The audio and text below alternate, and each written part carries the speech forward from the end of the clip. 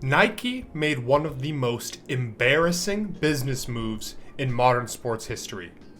They let Roger Federer, yes, the Roger Federer, walk out the door. And for what? Because they didn't want to pay him an extra $10 million a year. You're Nike. You make $50 billion a year. You drop that kind of money on marketing campaigns that don't even work. But you can't spare it to keep the most iconic tennis player in history? And now, they regret that decision. Today, we're breaking down the whole messy saga from the origins of Federer's Nike era to the billion-dollar moves he made after they cut him loose. This is a story about loyalty, branding, ego, and one massive business blunder that left Nike watching from the sidelines, while Federer laughed his way to the bank. Before we talk about the breakup, let's talk about the early relationship. Federer signed with Nike in 1994. He was just a teenager with a ponytail and a lot of hype, but Nike saw something, and to their credit, they built with him. We're talking over 2 decades of partnership, from his first Grand Slam in 2003 at Wimbledon, to the legendary 2009 final against Roddick, to his insane 2017 comeback. Nike was always there. The RF logo? That was Nike. The crisp whites at Wimbledon? Nike. The blacked out US Open kits? Nike. Federer didn't just wear the swoosh. He elevated it. He wasn't a logo. He was the face of tennis fashion. He made Nike gear classy, pairing it with his Rolex watches. You think of Nadal's sleeveless tanks and pirate shorts? That's grit. You think of Djokovic Lacoste kits? Serviceable. You think of Federer's fits? That's luxury. Timeless.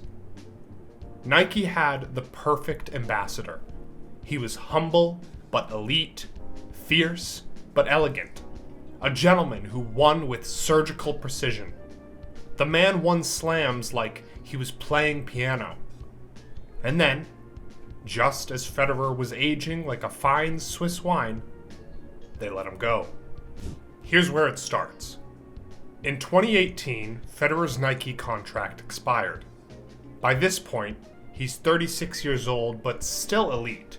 He just won the Australian Open again and returned to world number 1. The greatest of all time narrative was in full swing, and his stock was never higher. And Nike? Well, they offered him a lowball renewal, reportedly $10 million a year.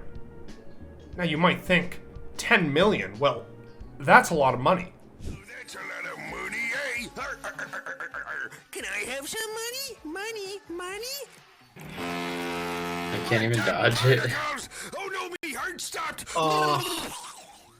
Sure, if you're a top 10 player, but Federer wasn't just a player. He was a walking luxury brand, and arguably the most iconic player in the history of the sport. That's when Uniqlo entered the chat. They offered him $30 million per year for 10 years, guaranteed.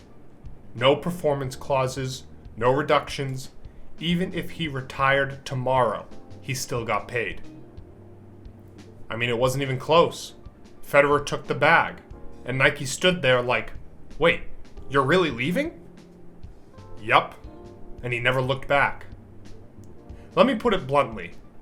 Nike let Federer, the most globally admired, universally respected athlete in tennis, walk out the door because they didn't think he was worth it anymore. Now here's where Nike's short-sightedness gets exposed. They thought Federer was on the decline. That at 36, he wouldn't move the needle. That his marketing value would drop off. What they didn't understand was that Federer was never about the moment. He was about the brand. He had cross-generational appeal. Kids wanted to play like him. Adults want to dress like him. Grandmas in Switzerland were buying RF hats. CEOs in Tokyo were quoting him in keynotes. Federer was aspirational, the kind of guy you wanted to be on and off the court. And Nike let all of that walk, essentially saying goodbye to the Michael Jordan of tennis. They doubled down on younger, louder, more edgy talent. And sure, some of that worked, but you don't throw away a Picasso painting just because you bought a Banksy. In Federer, Nike had LeBron meets Beckham meets Tom Brady, but cleaner, classier, and globally adored. And they gave that up. Now, let's talk about the pettiest part of this whole story. The infamous RF logo. Federer didn't actually own his own initials. Nike did. So when he switched to Uniqlo, he couldn't take the RF cap with him. And for nearly 2 years, he played without his signature logo because Nike held the trademark and refused to give it back. It was like watching Jordan suit up without the Jumpman, like Tiger Woods with no TW. Nike held that logo hostage, but eventually, after massive public pressure and probably some very expensive lawyers, they let Federer have it back.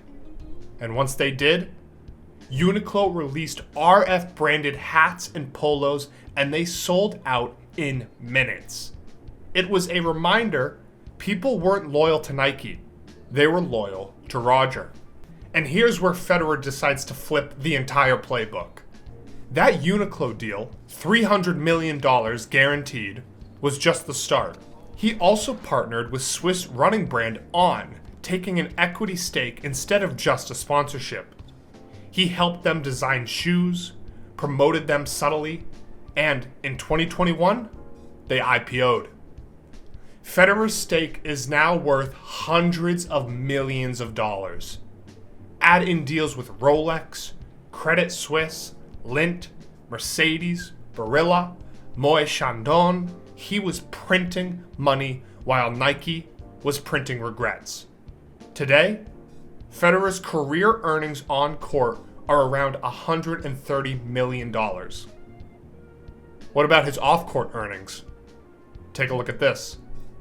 Over $1 billion. And the irony? Nike helped build that platform, only to walk away right before the biggest payday of his career. Nike made one of the biggest brand blunders in sports history. They had a once-in-a-lifetime athlete, a GOAT with global appeal, and they decided he was too old to be worth investing in. Roger Federer didn't ditch Nike. Nike underestimated him, and he cashed in because of it. They lost not just a player, but a symbol. Federer didn't fade, he elevated, he transcended. And Nike, they're still searching for their next Federer. Spoiler alert, there isn't one. So what do you think? Did Nike make a smart move cutting ties? Or did they let a billion-dollar brand slip through their fingers? Let me know in the comments below. If you like this video, smash that like button, hit subscribe, and share with your tennis group chat, especially the one Federer fan who's still rocking that RF hat from 2012.